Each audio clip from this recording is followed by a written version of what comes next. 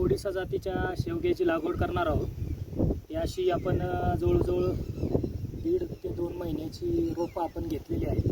त्यासाठी आपण आता इथं खड्डा घेतला आहे, त्याच्यामध्ये आपण आता हे खत टाकलेले आहे. नॉर्मल थोडीशी जागा आपण त्या ठिकाणी करून घेऊया, म्हणजे त्या पिकाला रुजायला थोडासा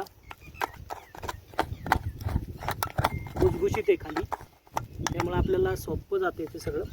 पहिल्यांदा हा कागद मी काढून घेतोय, कारण याला डिकम्पोजिशन व्हायला थोडासा वेळ लागतोय, म्हणून मी तुमच्यासमोर हे झाड मोकळं करतोय.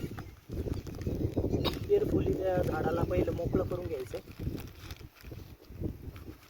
आणि ही अशी माती मोकळी केल्यानंतर आपल्याला ते इझी डायरेक्शनमध्ये लावून घ्यायचं आहे. आपल्याला